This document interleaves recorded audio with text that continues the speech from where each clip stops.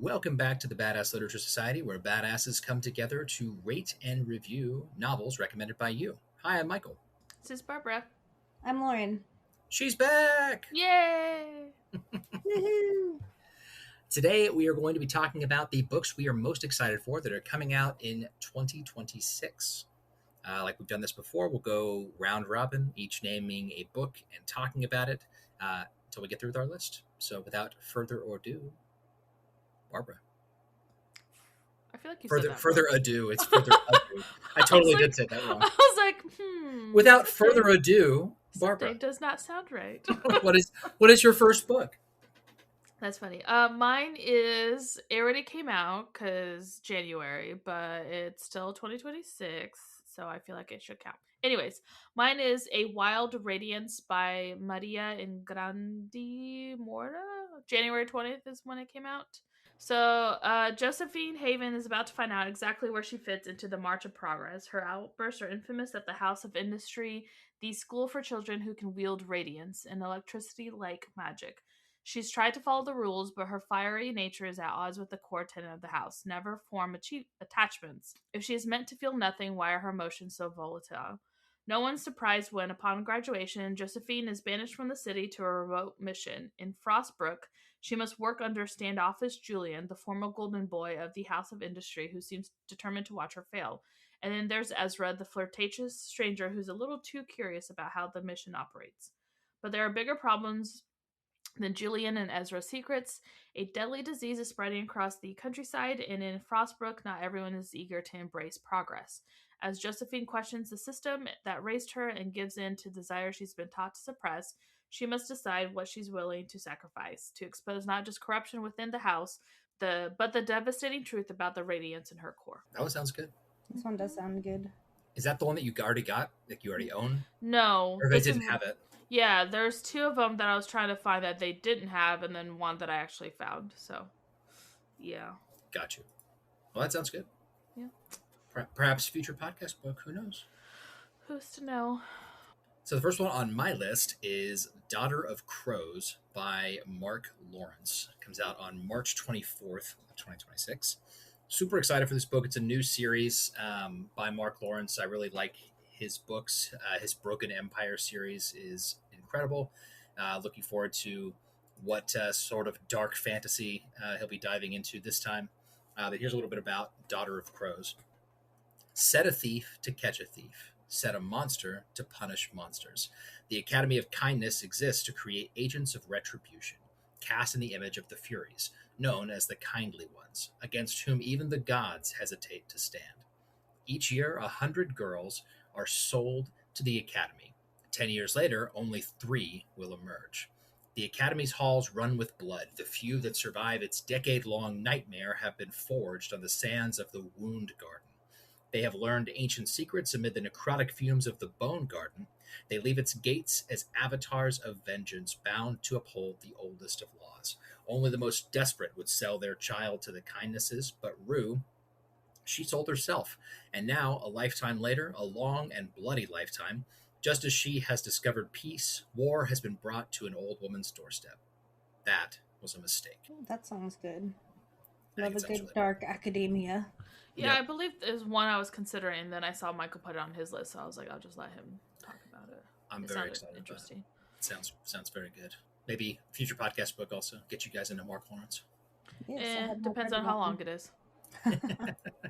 Fair.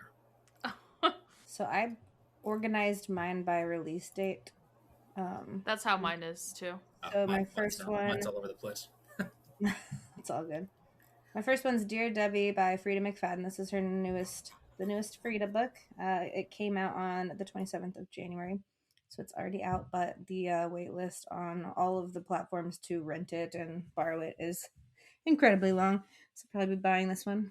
Sometimes enough is enough. Debbie Mullen is losing it. For years, she has compiled all of her best advice into her column, Dear Debbie, where the wives of New England come for sympathy and neighborly advice. Through her work, Debbie has heard from countless women who are ignored, belittled, or even abused by their husbands, and Debbie does her best to guide them in the right direction, or at least she did. These days, Debbie's life seems to be spiraling out of control. She just lost her job, something strange is happening with her teenage daughters, and her husband is keeping secrets according to the tracking app she installed on his phone. Now Debbie's done being the bigger person. She's done being reasonable and practical. It's time to take her own advice. And now it's time for payback against all the people in her life who deserve it the most. That's the the Housemaid author. Okay. Yeah. That sounds good too. I read all of her books because they're super fast reads. Most of them are like less than 300 pages, sometimes right around there. The Housemaid was super short. I think I heard this one because you said it literally just came out, right? Like like a couple weeks ago. Yeah. So this one is her most recent. I have 2 Fridas on here. Dang, she must write so freaking quick if she can pump out these books that What's quick. crazy is she's like a surgeon. She's like she's like a doctor, right? Like a neurosurgeon or something crazy. And so like how does she have time? I don't know. It's wild, but yep, I forgot that she's also like a neurosurgeon. We don't know how old she is, so she could be semi-retired. Right, because she's no one knows who she is, really, right? Like she keeps her identity secret. I mean, her picture's on the back of one of her books, I think. Oh, is it? I thought it wasn't. Oh, I didn't know that. I could have sworn we were like trying to figure this out after we read The Housemaid. Yeah, we couldn't find anything about her. We couldn't find anything out about her. Maybe I'm thinking something else. I know she is a doctor, so I don't know if she's like a retired doctor or current doctor, but she pumps the books out, man. Like she had several come out last year too. So next one is Lost Girls of Hollow Lake by Rebecca Fabian. Came out January 27th. After a group of teens visits a dangerous island where 3 are left behind, the surviving girls realize they must return to confront the sinister force hunting them. This dark YA thriller is perfect for fans of Yellow Jackets, hence why I picked it. So it's perfect for you. Yes, exactly. So 8 were lost, 5 were found, none will ever be free. For Evie Williams, life is about to get a lot more complicated. Haunted by the events of a school trip to Hollow Lake National Park that went disastrously wrong, Evie and her friends' returns changed, their lives forever marked by a mysterious island they encountered and the 3 girls they left behind. Now, someone's picking off those who were involved, one by one. Their family, friends, and even online investigators are all caught in a deadly game. The stakes are raised when Evie receives a chilling... I think my thing cut off because it just says a chilling something. To save her loved ones, she must return to the island. As Evie and the other lost girls navigate the treacherous terrain of the island once more, they must confront the secrets they've buried, the horrors they witnessed, and the person or thing that's hunting them. But some secrets refuse to stay hidden, and the island demands a prize for freedom. Literally, this is the only... I picked it up because it sounds just like Yellow Jackets, and I want more of that, so... It sounds... Yeah, it does sound very much like Yellow Jackets, but it sounds good. Yeah. This one's on my list, too. Yes, I believe. That's fine. Oh, shit. I should have let you do it, then. Oh, no, you're good. Then you can do the other one, then. My bad. I completely forgot. I deleted the other one. We're good. Oh, well, you guys had multiples, apparently. We did. Yeah. Yes, I forgot this is that one. We had 2 redundancies. We did. I saw this one on Books Not to Miss or something on TikTok. Yes. Like for 2026. And so I saw like a little synopsis, and so that's where I heard about it. I saw it on the list of like best new books coming out of like the first half of the year, and this was on it. I went to try to get this, but our Barnes and Nobles didn't even have it. So I was like, what the heck? Weird. Yeah, no, Barbara was just disappointed. I was to Barnes and Noble for her birthday, and they didn't have. They did not have it. Let's see. My second book is The Infinite State, Book 1 of the Decurion Saga by Richard Swan. It comes out August 4th of 2026. In this blistering science fiction epic, Richard Swan presents a thrilling tale of survival and an eviscerating examination of totalitarianism. The Infinite State begins at a flashpoint in the lives of a widowed party member, a disgraced investigator, and a hypersled pilot entangled in a plot to escape the suffocating authority of a fascist state. Who gives you life? Pater Eternus. Catherine Fuller's husband is dead. As an esteemed member of Pater Eternus, governing party of the fascist galaxy-spanning Decurion Empire, he has left behind an estate of immeasurable wealth, and Catherine is going to inherit it. Who gives you purpose? Pater Eternus. Life under the eternal flame is rigidly stratified, surveilled, and controlled. Each new day to be endured, not lived. But with Catherine's newfound fortune, she is presented with a rare and dangerous opportunity. Purchase a virgin world and create a better, fairer society. Who gives you joy? Pater Eternus. But the Empire cannot allow its wayward daughter to succeed, and as Catherine works in secret recruiting allies she's not even sure she can trust, she will discover exactly how far Pater Eternus is willing to go to stop her, because Catherine is going to create something nobody has seen for many, many years. A democracy. While I that think this one sounds sounds very awesome. good, it also sounds a little too close to reality at the moment. I feel like that's not my That's- type of book. I was going to say, I'm not going to make you guys read this because I think it's going to be way too.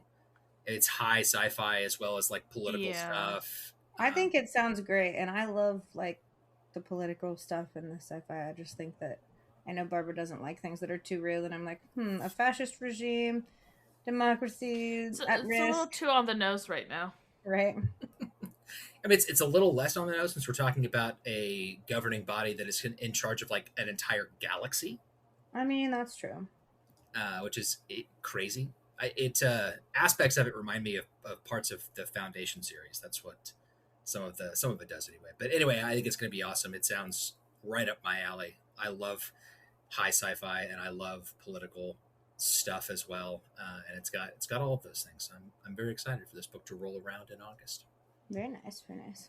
My second one was also The Lost Girls of Hollow Lake, so I'm going to skip that one. My third one is It's Not Her by Mary Kubica, and that one comes out on February 3rd, or I guess it already came out like 5 days ago. I've read a lot of Mary Kubica, however you say her name. She's kind of like a thriller writer. A scream shatters the silence. Courtney Gray's peaceful vacation turns into a nightmare when she discovers her brother and sister-in-law dead in their lakeside cottage. Her niece Reese is missing. Her nephew Wyatt is asleep upstairs unharmed. A town full of secrets. As police swarm the quiet resort, dark truths about Courtney's family and the town itself begin to surface. Is Reese a victim or the killer? A truth no one saw coming. With everyone hiding something, Courtney races to uncover the terrible mystery. But the closer she gets, the harder it is to know who or what to trust. This seems very on brand for Mary Kubica, and I've liked her other books, so. I don't think I've read anything of No, I don't hers. think I have either. It does sound good though. Mhm.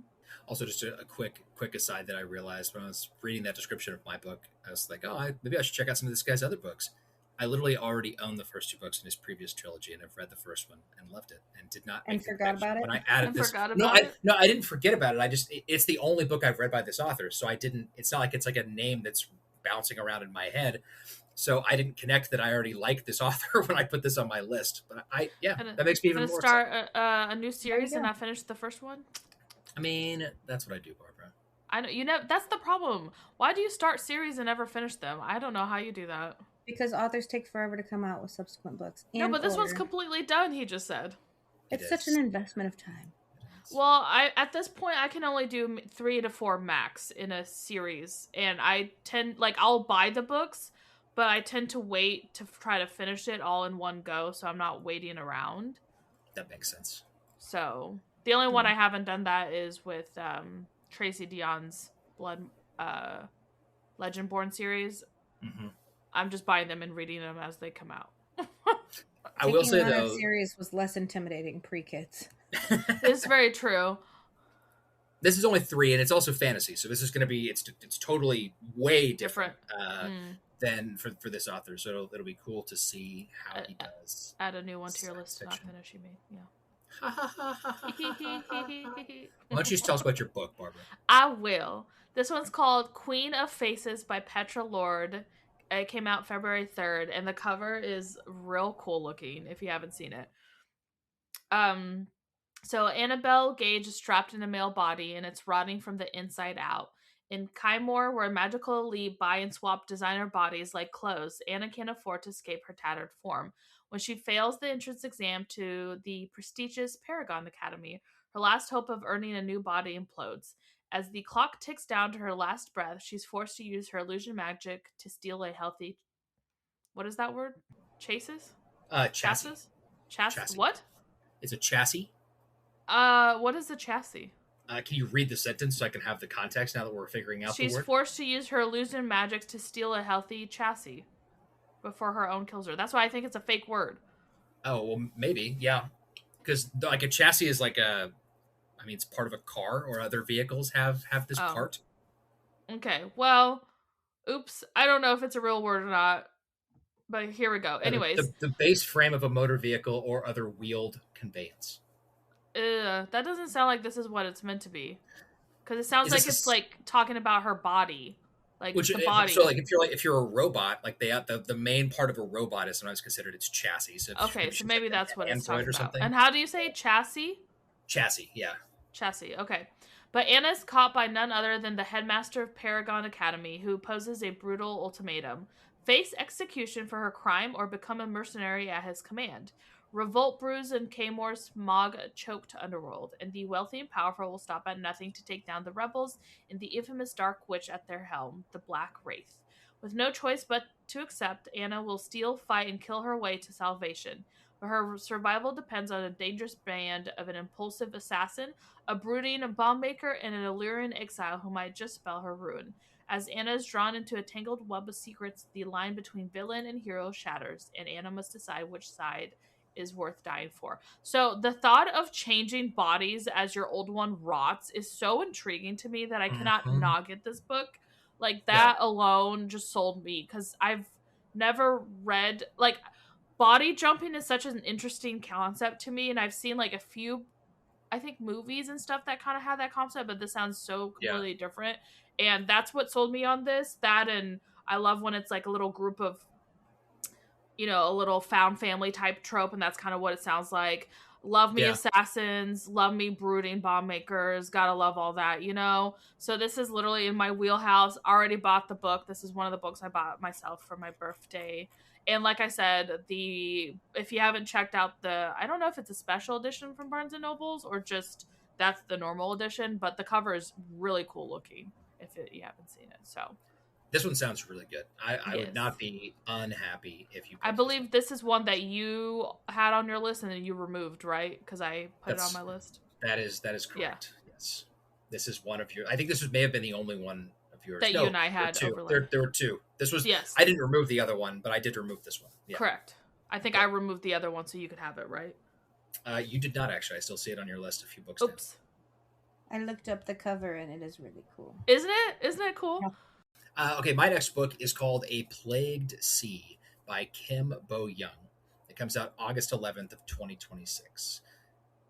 And this is described as a Lovecraftian nightmare of infection, transformation, and abomination. And I'm very excited to read it. But here's the description. First the flood, next the sickness, last the change. While waiting for a train to Haiwan, an isolated Korean seaside village, bodyguard Moo Young gets a disaster alert on her phone.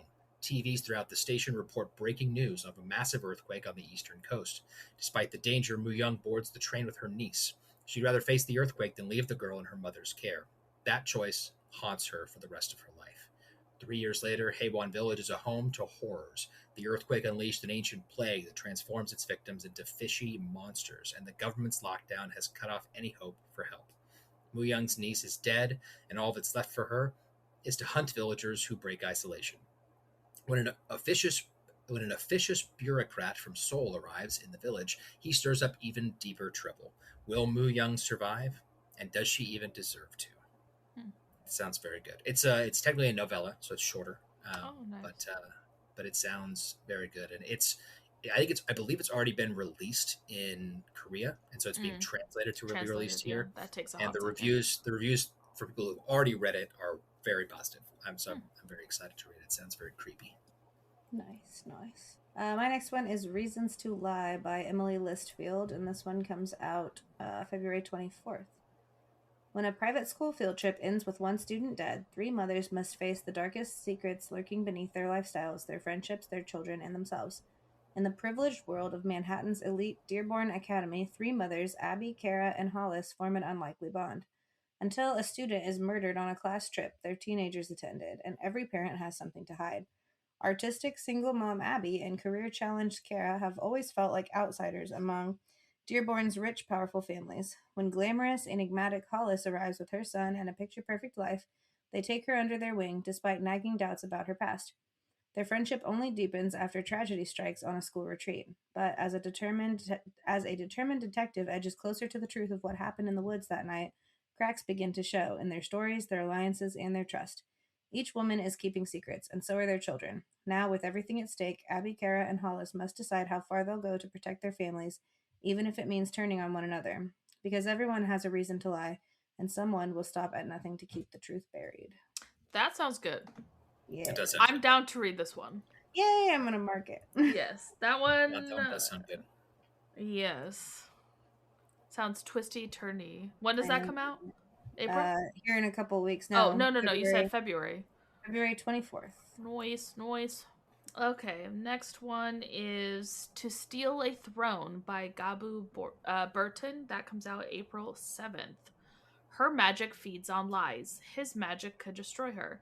Mira Kyler runs a court of Verde from the shadows. Ever since she helped her half-brother Luck cheat his way into the role of Verde's leader, she's used her light-powered magic to collect secrets from members of court, then used them as blackmail to keep her brother in power.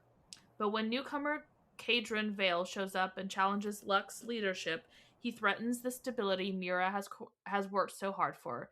Cadron also has magic. I don't think that's right. Has magic that can detect the precise nature of someone else's power with a single touch. If Cadron is so much as brushes against her, everyone will discover that Mira is the one who's been manipulating the core for years. As Cadron and Luck compete in 3 deadly challenges called the Trials, Mira realizes that no matter who wins, she'll be stuck serving a mediocre man. This is what sold me right here. Serving a mediocre man who doesn't deserve to be in charge. She's done hiding in the shadows. She wants power of her own. She'll get it. She'll have to betray both her own brother and Cadron. But the fiercer their competition gets, the more Mira realizes that the one boy who could destroy everything is the one boy she might not be able to resist. I just love the mediocre man part, I'm not gonna lie. And I also love that she's like, you know what, maybe a woman would be better suited here. So this is all those things made me want to get this book. Sorry, not sorry. I mean, it does sound good. Let's see. My next one is called Foundling Fathers by Meg Ellison, and it comes out June 23rd of 2026. This one sounds hilarious. So the description, the trouble starts when a curious young man finds a smartphone in his privy. The problem is, it's supposed to be the year 1750. The Antediluvian Society, a shadowy cabal of right-wing billionaires, is fed up with a country they cannot fully control or understand. So they have done what any reasonable American patriots would do: clone the founding fathers and raise them in secrecy. The plan, unbeknownst to the boys, is for them to restore America to its original glory, which is in quotes. Ben takes his technological discovery to his brothers Thomas, John, and George. The boys have been raised on an isolated island plantation by Mary Libertas, a firm but kind woman, and Jeff Hancock, their de facto father. But the idyllic life is far too dull for young men. The boys have been chafing at the restrictions upon them, especially Tom, who has impregnated yet another of the servants. Hancock is complaining to the society that it's well past time to tell the boys where they come from and what they must do. Unfortunately for their keepers, the young men now have a phone and many other notions. Seamlessly combining science fiction and history with a sharp, witty commentary, Meg Ellison has once again shown why she is one of speculative fiction's most exciting voices. That sounds entertaining. Very, very funny. I'm curious to know if that type of humor would be something I would like or not. I don't know. Yeah. I don't know. I think it sounds potentially funny. It does sound entertaining. I just love the idea of like them trying to do this and then somebody screwing up and young Ben Franklin finding an iPhone or something in his bathroom. Like, what? Wait, what? This is the devil. Right. But yeah, that is mine. It comes out in June, so I'm excited for that as well. My next one comes out April 7th, and it is The Escape Game by Marissa Meyer and Tamara Moss. So this was a duplicate from me and Barbara as well. This is the one that I was supposed to read and read the wrong one. So here you go. This sounds amazing, by the way. Yes. It's all fun and games until someone ends up dead. 6 months ago, season 4 of The Escape Game ended in horror when contestant Alicia Angelos was found murdered on set. Now season 5 is underway, and new contestants are ready to put their skills to the test, solving the show's trickiest escape rooms. There's Addie, the cryptographer, Carter, the math whiz, Beck, the wannabe game master, and Sierra Angelos, the girl who got away with her sister's murder. Or so everyone believes. But Sierra is not just here to win, she's here for justice. When the contestants begin uncovering clues that hint at the identity of Alicia's true killer, it becomes clear that the stakes aren't high in this competition, they're deadly. If these teens want to win and survive the game, they must solve the biggest mystery of who killed Alicia Angelos. From #1 New York Times bestselling author Marissa Meyer and rising star Tamara Moss comes a twisty thrill ride filled with sabotage, betrayal, and puzzles to die for. So, yeah, this one's on my list because I liked Cinder and other things from Marissa Meyer and think it'll be good. Yes. I've read multiple of her books. This sounds amazing. I love escape game type things. I'm really, really excited for this one. Like, I thought it had come out, and so I was like, where is it? Oh, that's so disappointing. Yeah, the lady's like, you can only pre-order it. I was like, oh. I was like, I saw it on the website, I could buy it. Like, where is it? She's like, honey. No, like, pre-order. I want it and I want it now. No, I was like, give me my book right now. Ma'am, calm down. Calm down, ma'am. Yeah, Michael, oopsie daisy. Escort her out of the Barnes & Noble. Yeah, you will no longer. Oh my gosh, if I was not allowed, if I got kicked out, I think my life would end. That would be such a sad day for me. That would be. You'd have to make restitution somehow. Yeah. Yeah, that you would be very sad if that happened to you. I would. 100% I would. My next one is Deathly Fates by Tessia Sai. Comes out April 14th. As a corpse-driving priestess, a holy servant paid to guide the deceased home, Kang Si-young has never feared death, but when her beloved father collapses due to his declining health, Si-young realizes that even she is not free from the cruel grasp of mortality. Desperate to provide her father with the medical aid he needs, Si-young accepts a dangerous job that promises a generous commission and travels to a hostile state to retrieve the corpse of a missing prince. But the moment Si-young places her reanimation talisman on the dead prince's head, rather than make the corpse obedient to Si-young's commands, the talisman brings the prince back to life. Worse, he won't stay alive for long, not unless he absorbs enough ki, or life force, to keep his soul anchored to his body. In return for a reward worth twice her original commission, Si-young agrees to aid the frustratedly handsome prince in finding and purifying evil spirits for their ki. But as they journey across the countryside, encountering vengeful ghosts and enemy spies alike, they gradually uncover dark secrets about the prince's death. Secrets that could endanger both Si-young's father and their entire kingdom. Not the entire kingdom. Yep. That one sounds good also. I had this one on my list. Barbara just had it higher on hers, so I said she could be the one that talked about it. But yeah, it sounds awesome. I am very excited for this book also. I love my TBR just keeps growing and growing. I know, right? It's never ending. I need to read more books than that I put in my TBR, or this is just I'm gonna die with like 50,000 Right. books to read. A bookshelf full of unread books. Yes, What a that's sad true. thing. is You know, just that thought makes me really sad. That is depressing. Yes. After this, I might go read. Barbara will be reading for the remainder of the Sunday. Yes, it's nice Right. to talk to you guys, but I am busy now. All right, my next book is Detour by Jeff Rake and Rob Hart. It already came out on January 13th of this year. Ryan Crane wasn't looking for trouble, just a cup of coffee. But when this cop spots a gunman emerging from an unmarked van, he leaps into action and unknowingly saves John Ward, a billionaire with presidential aspirations, from an assassination attempt. As thanks for Ryan's quick thinking, Ward offers him the chance of a lifetime to join a group of lucky civilians chosen to accompany 3 veteran astronauts on their first manned mission to Saturn's moon Titan. A devoted family man, Ryan is reluctant to leave on this 2-year expedition, yet with the encouragement of his loving wife and an exorbitant paycheck guaranteeing lifetime care for their disabled son, he crews up and ventures into the new frontier. But as the ship is circling Titan, it is rocked by an unexplained series of explosions. The crew works together to get back on course, and they return to Earth as heroes. When the fanfare dies down, Ryan and his fellow astronauts notice that things are different. Some changes are good, such as lavish upgrades to their homes, but others are more disconcerting. Before the group can connect, mysterious figures start tailing them. and their communications are scrambled. Separated and suspicious, the crew must uncover the truth and decide how far they're willing to go to return to their normal lives. Just when their space adventure seemingly ends, it shockingly begins. I think that one sounds interesting.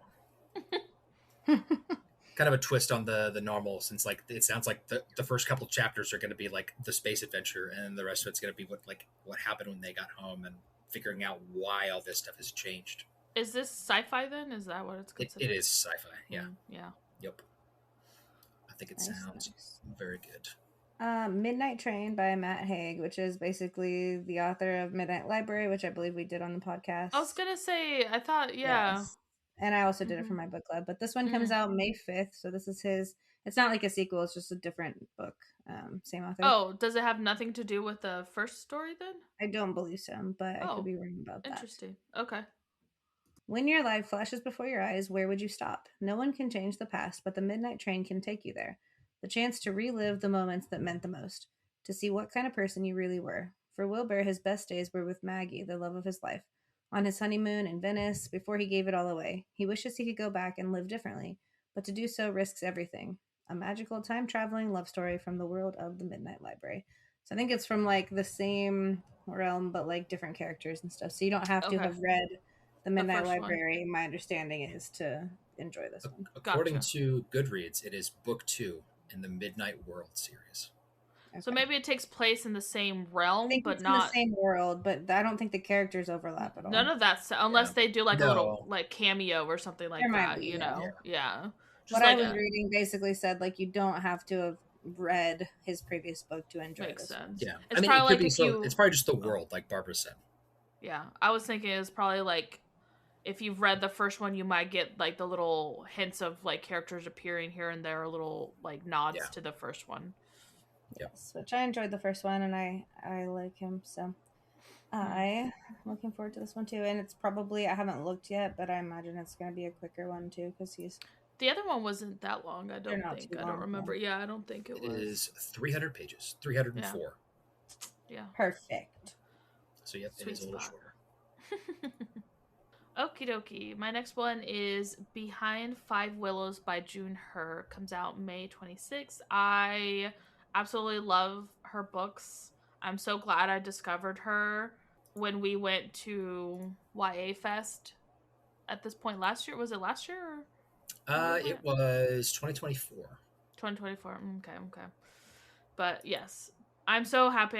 And at this point, any book that comes out by June, I'll be purchasing. So, as the dutiful second eldest daughter of a poor family, society would have Haewon believe that her only hope of a decent life is to marry well.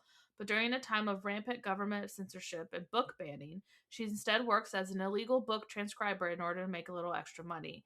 It's dangerous work, but she loves it, especially when she gets to transcribe the work of her favorite author, known as Black Lotus.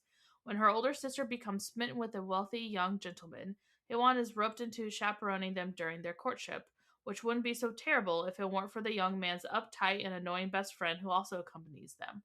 As the only son of a noble, Seo-jun has a lot expected of him. Wealth, status, respectability, certainly not frivolous and often illicit activities such as reading fiction. But Seo-jun loves to do something even more scandalous, writing. He's kept his work secret from his father and friends, but with each passing day, the pressure of being his father's son and the dispiriting action of the government makes Seo-jun question the purpose of it all. The only thing keeping him going are the encouraging letters he receives from his transcriber, known only as Magpie. When his best friend falls hard for a girl of lower social status, Seo-jun finds himself forced to act as chaperone to the infatuated couple, along with the girl's younger sister, who is as irritating as she is judgmental. But as Haewon and Seo-jun spend more time together, they begin to suspect they may have judged each other too quickly. AKA, love this because it has books involved, you know? A mute cute about books. A book about books. A book about books. I just love the fact that it's like, we're trying to banish book, and they're like, no, screw you. I was like, yes, we fight the good fight. Books will never be banned. Not on Barbara's watch. I mean, they sure as heck try, but... Yeah. That's why I said not on Barbara's watch. No, not on my watch. All right, my next book is Halcyon Years by Alastair Reynolds. It's also already come out. It came out January 27th this year. And here's a little bit about it. A superb new noir science fiction fusion from the master singer of space opera and the creator of the beloved Revelation space universe strap in for a gripping murder mystery.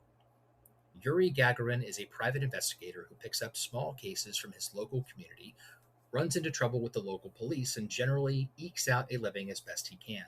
He's aboard the Halcyon, a starship hurtling through space carrying thousands of passengers with thousands more sleeping the journey away. Only his usual investigative work, catching cheating spouses and small time con artists, is about to take a turn.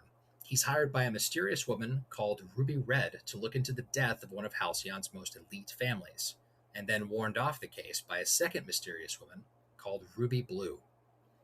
Caught between the two, he's about to be embroiled in a murder mystery in which, at any moment, he could be the latest victim. Gripping, fast-paced fun, this is a classic noir mystery with a science fiction twist which will keep you guessing and on the edge of your seat till the very end. A fresh new masterpiece from the master of science fiction. Have you read this person's books? I have not. I have not read anything by Alastair Reynolds before. But I'm assuming this is not their first book. Interesting. It is certainly not. Yeah, I should say there. It's a man. Yes, he's known for the Revelation Space series, which came out in the 2000s, I think. Never heard of him. The whole noir with science fiction, that's intriguing to me. Yeah, I thought you would both find that combo intriguing, potentially.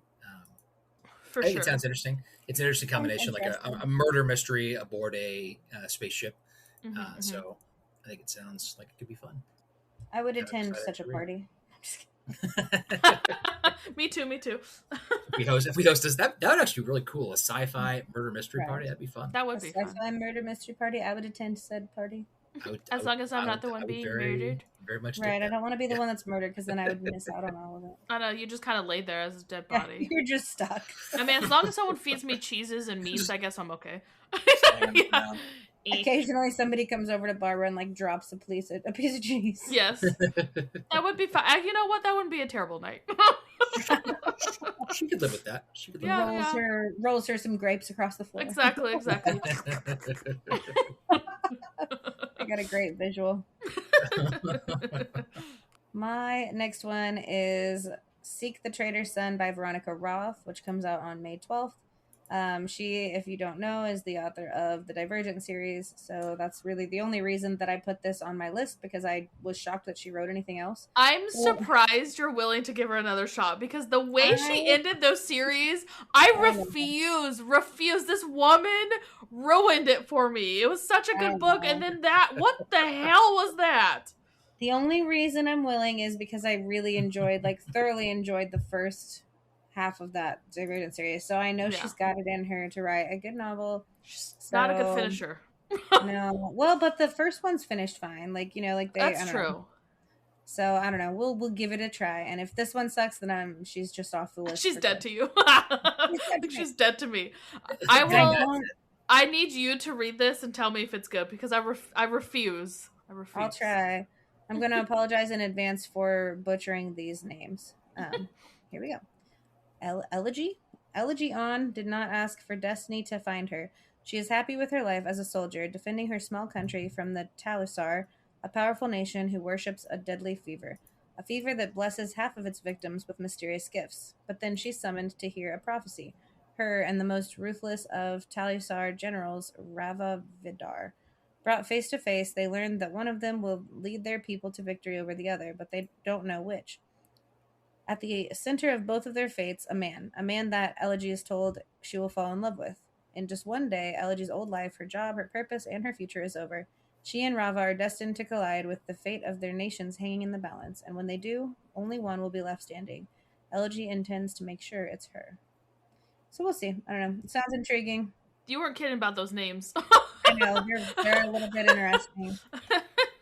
You're like, it always reminds me of that TikTok. It's like, me and Bidgy, we go to this and Bidgy, and me and Bob. It's Yeah, this is like Elegi, Elegy. I don't know. And then I said some weird names, but That's Oh funny. boy. yes. It's not a We'll see if fantasy or sci-fi novel if we can't pronounce the name, you know?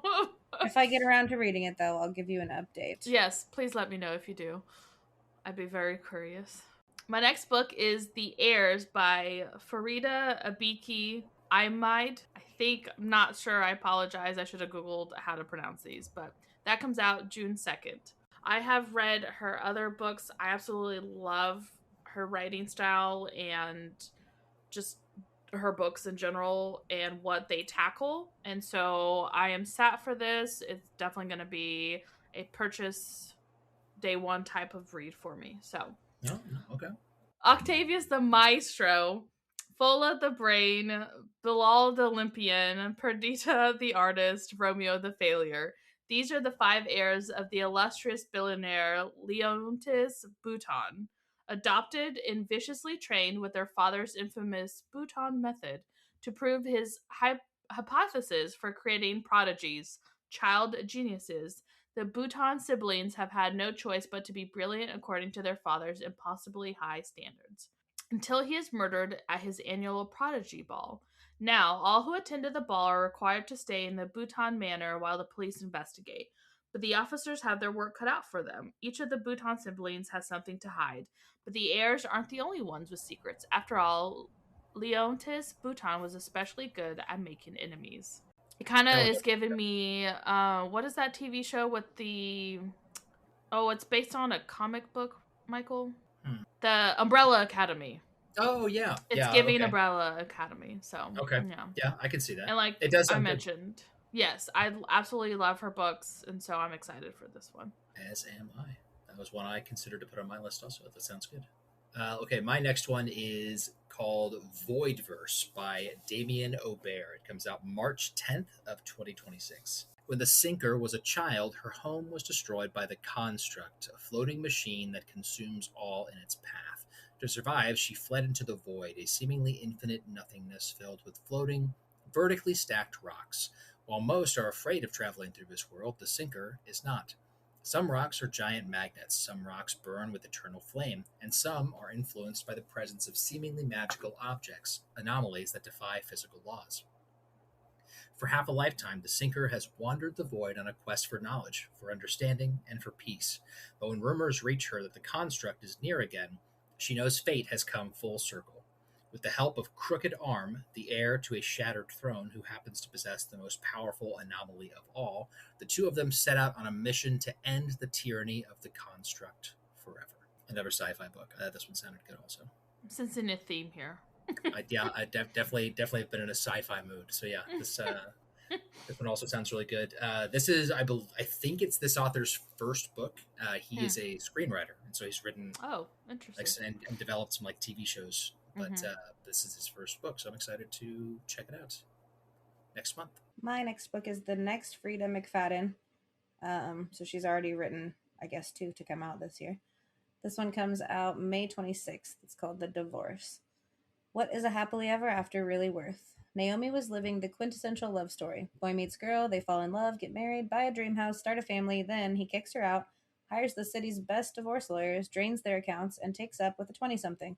It's a brutal end to the story. Naomi should accept defeat, move into a dingy apartment, get back into the workforce, and piece together the shattered remains of her life. Except, why should she? Instead, Naomi fixates on her husband's new girlfriend. What begins as cynical curiosity soon twists into obsession, and then into something far darker. As Naomi uncovers secrets she never imagined, she realizes her own life may be in danger. But if it keeps her perfect family intact, isn't it worth it? Interesting. That does sound interesting. Just another twisty... She sounds like she's going to be an unreliable narrator. She probably will be. My next book is The Secret World of Briar Rose by Cindy Pham. Comes out June 2nd. If you don't know who Cindy Pham is, she... I was going to say, like, famous, but I don't know. Maybe famous in the book world or book niche people, but she does a lot of book reviews on YouTube. Like, a lot of and I really like the way that she would review books. And so when I saw that she wrote her own book, I got really excited. I got really, really excited, and I am willing to read, honestly, like, anything that she would put out because I was just excited. But it's a retelling, I think, of Sleeping Beauty actually. So 100 years have passed since the last era of Glidel fell into eternal slumber and doomed the once mighty kingdom into poverty and invasion. At least that's what the fairy tales claim. Corin is a jaded thief who doesn't believe in fables, even when she searches Glidel's underground tunnels to find her younger sister Ellie, who ran away to find the sleeping princess in hopes of a better life. Corin's conviction is challenged when she discovers the ruins of the ancient castle maintained by beings from the kingdom's golden age, who protected a hidden portal into Princess Amelia's subconscious. Following Ellie's voice, Corin jumps in the portal and seals the entry behind her. Inside the lush world of Amelia's dreams, the sisters reunite for a new adventure as they meet Briar Rose, Amelia's whimsical alter ego, and Malicene, a sharp-tongued demon with a gift for magic. But as they explore ice castles, sunflower mazes, and star-filled oceans, Corin suspects Briar Rose is hiding darker secrets behind her quote-unquote perfect paradise, and that there are some things their subconscious can't bury forever. What I'm really excited for this is that Cindy said that it's kind of a book about what depression does and how anxiety and all that stuff kind of works. And I'm really excited for that because I think that's an interesting take for a fantasy world to like speak about that type of stuff, you know? So I'm really, really excited for this book. That does sound interesting. I agree. Plus, like, that's like goals, read that right? one. To be a book reviewer and then write your own book, you know? Yeah.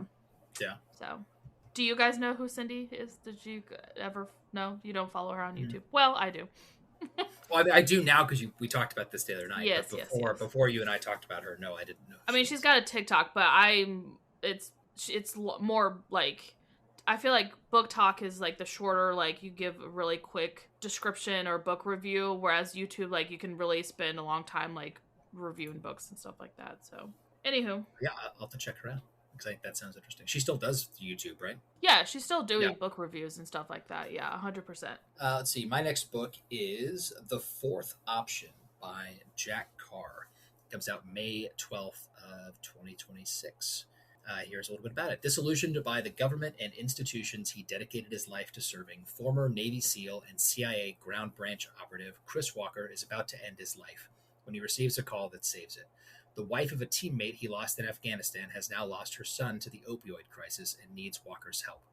Thrust into a conspiracy that goes deeper than he ever imagined, Walker must go up against the system and the very constitution he once swore an oath to support and defend in order to find justice for his friend's widow.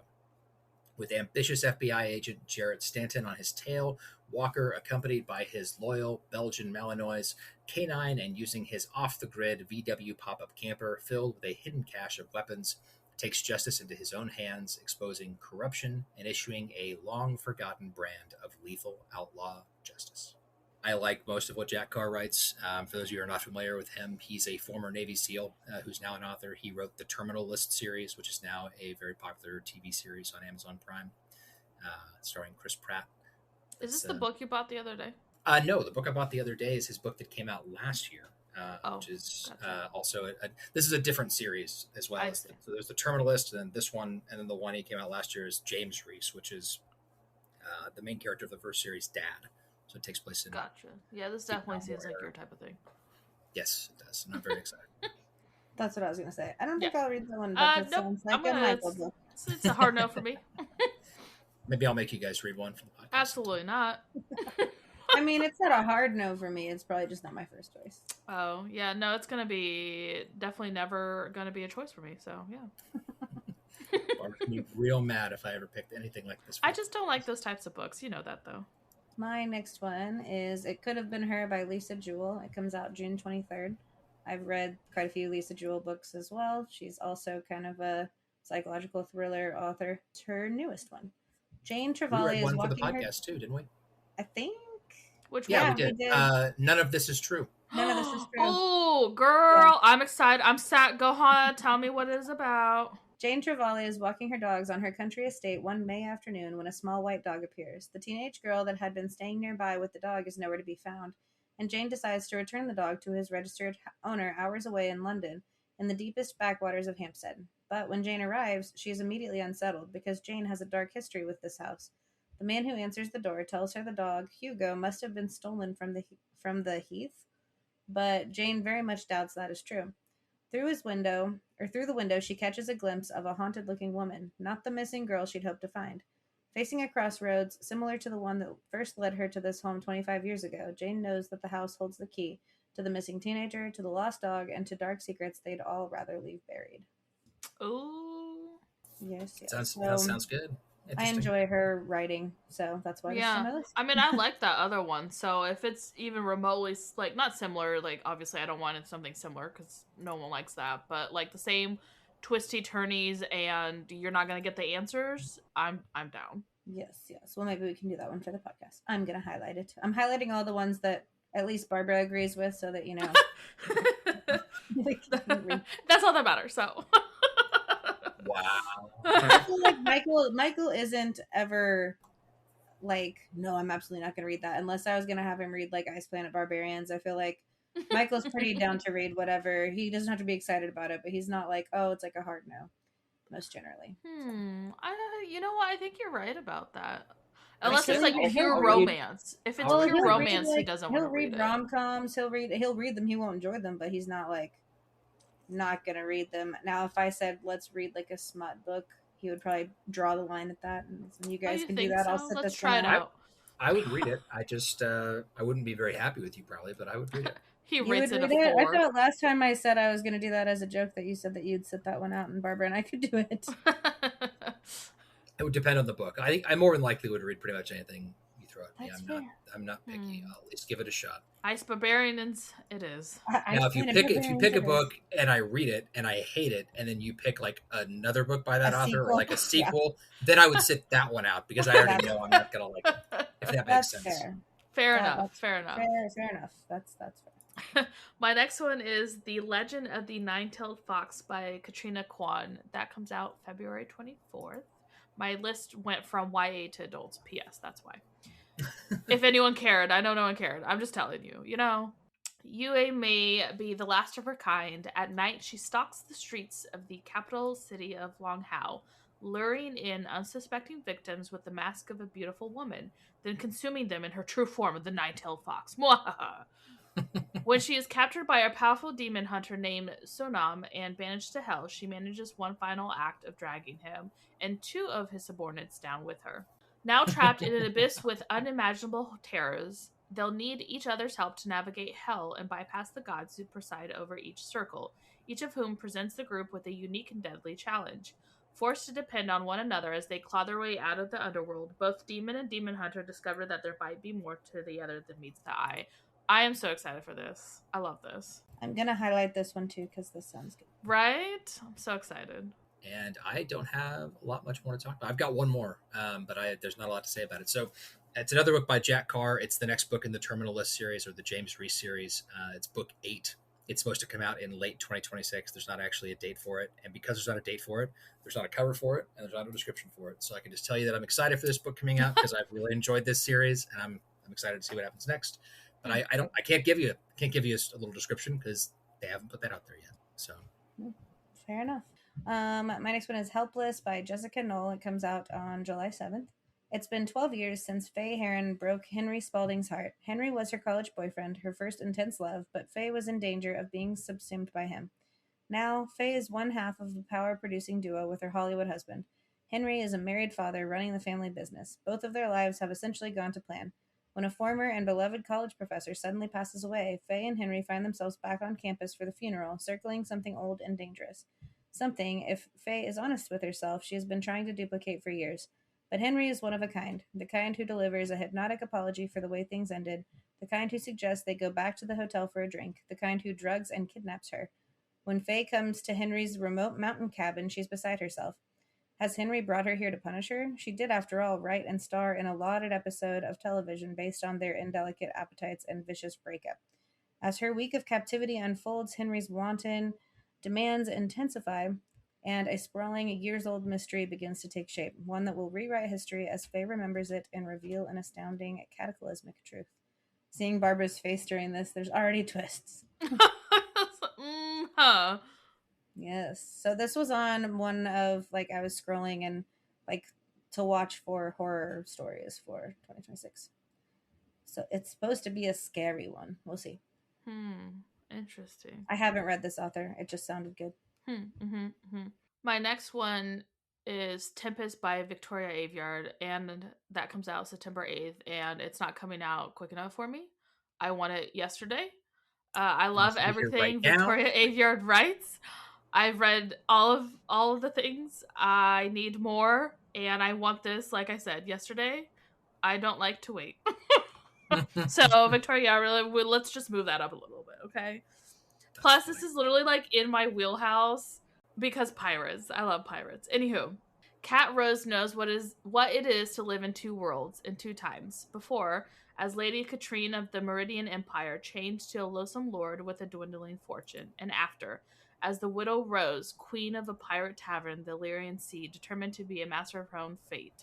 But tides turn and winds change. The Meridian Empire looms on the horizon, the full weight of her navy falling on the Lyrian, bent on reclaiming the wealthy colonies and crushing the Pirate Republic once and for all.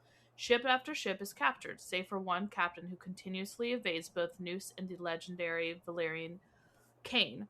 With his fearsome ship and uncanny connection to the Song of the Sea, Valerian is the only man who might rally the pirates who remain. The only man who threatens the Empire, and the only man Cat has ever loved, blazing in and out of her life like a star. Desperate for victory, the Empire offers Cat a devastating... I missed a word here. I don't know. Devastating something. Bring them Valerian or hang. In truth, no choice at all. But Cat Rose is nothing if not a survivor. A storm is rising on the Lyrian Sea. The question is, what will it leave in its wake? I love pirates. Woman pirates. Woo, even better. I love Pirates of the Caribbean. Like, I was obsessed as a child with pirates. I read everything I could about pirates. I loved Pirates of the Caribbean. Yes. So I'm so excited. Pirates, Victoria Aveyard, like that is such a great combination. So excited for this book. Yes, obviously day one purchase, probably a day one read. I will drop whatever the heck I'm doing or reading at the time to read this book. I shall prepare myself September 8th. The problem I'm having now is, do I pre-order it to get all the goodies, but then have to wait forevers for it to arrive? Or I don't know. I'm just making I don't like to wait. Because if you pre-order the book, it's not a guarantee that's going to get there the day it arrives, which is stupid. Because if I pre-order something, I feel like the day it comes out, I should have it in my hands. I agree. Right? Yep, I agree. That's the problem. Because I want to pre-order it so I can get all the cool stuff that comes with the pre-order. Does it just ship out then on so yeah, they tend to. So normally for bigger books and stuff like that, they'll try to ship it to where it might get a day or two late. But normally I think if you pre-order it, they ship it the day before it's supposed to come out or whatever, and so you're never gonna get it. It takes a week or something, or 4 to 5 days for it to get here, so everyone can be finished with the book by the time I get mine. Oh no. I know. So I may or may not have quite a few copies of Victoria Aveyard books because I will pre-order the cool copy and then go to Barnes & Nobles and buy that one. Oopsie daisy. That's true. She does do that. I can attest. So Victoria Aveyard, take my money.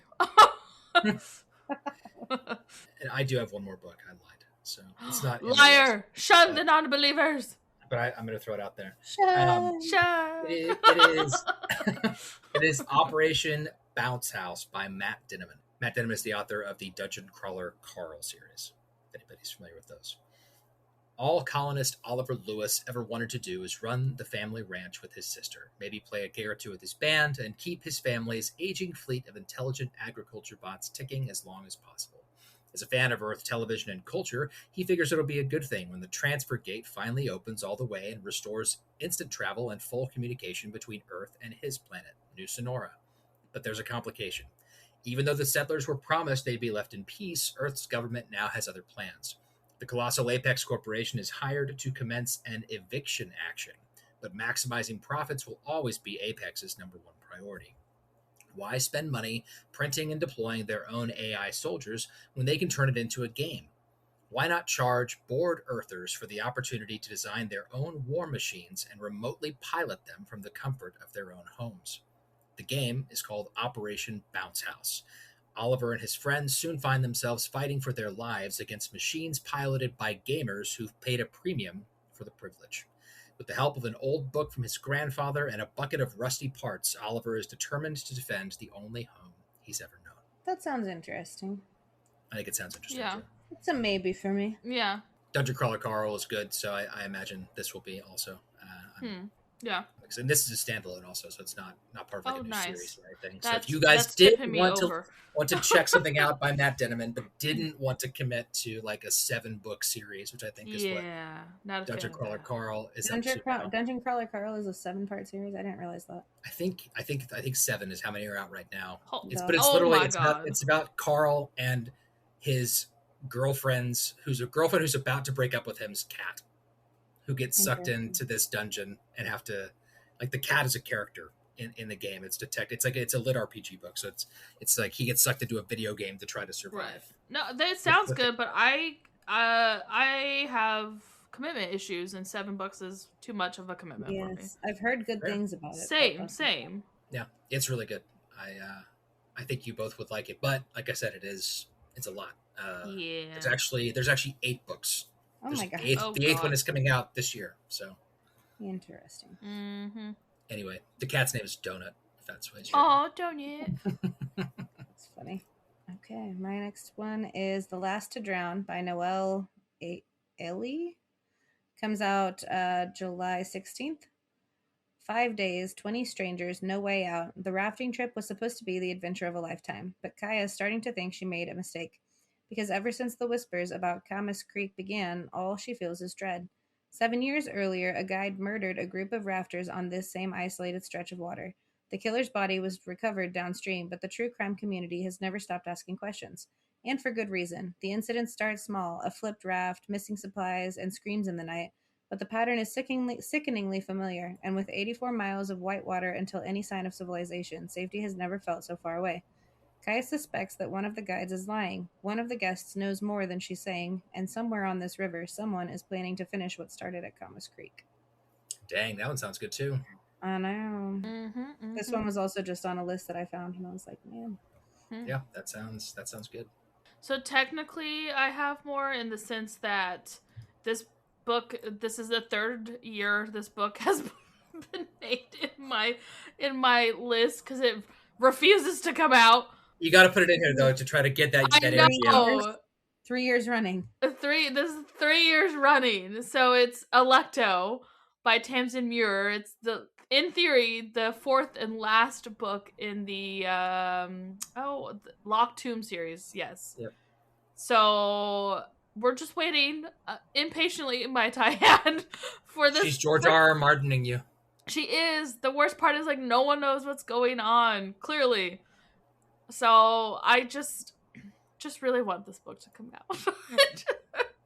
Please, I'm begging you. So, yeah, please. Yeah, it's the last one on my list, as it always is, and as tradition, third year. Maybe this is the year. Maybe this will be the year for you, Barbara. Yes, maybe this will be year. We have nothing nothing about is it coming out this year? Who's to know? Because clearly they've been saying it's gonna come out for 3 years now. No, I mean the synopses. I'm not even gonna give it to you because obviously it's the last one, and don't want to ruin the other books and stuff. So, yeah. So there we go. That's my last one. My last one is The Unknown by Riley Sager. Comes out on August 4th. In 1926, 5 women disappeared from a remote island in Vermont. Now, 100 years later, it's happening again. Struggling actress Maren Keane is shocked when she lands a role in a major motion picture about the unsolved mystery of New Avalon, an island on sprawling Lake Faraday in Vermont. She's even more surprised when she learns that the role requires a week-long research trip to that very spot. Because New Avalon isn't your ordinary island, a century ago, it was a commune for spiritual mediums until they all vanished in 1926. The only trace of them was 5 dresses hanging from the branches of an old oak tree in the middle of the island, one for each missing woman. Some locals say they simply left. Others think they were murdered, but the prevailing opinion, thanks to a diary left behind by one of the vanished, a young woman named Daisy Rue, is that a seance gone wrong conjured something supernatural that took them all one by one. Not long after arriving, Maren and her castmates, including legendary actress Violet Wright and white-hot director Ronan Peters begin to realize all is not right with New Avalon. They hear strange noises in the night and notice mysterious symbols left behind by the island's previous occupants. And after a sudden health emergency leaves Marin, Ronan, and the other actors stranded on the island, the disappearances begin again. Is it the work of someone trying to derail the movie, or is the island's alleged supernatural past catching up with the present? As fear and suspicion mount, Marin turns to Daisy's diary, hoping it holds the key to figuring out what really happened to the women of New Avalon and how to keep the island's terrible history from repeating itself. Oh, dang. That This sounds was also interesting, on too. my horror list. Yeah. A lot going on there. So I'm going to have some nightmares in 2026. To add to the normal nightmare the world's already given you. Right? Right. Yes. Couldn't help But myself. these are nightmares about, fantasy things, not reality. Right?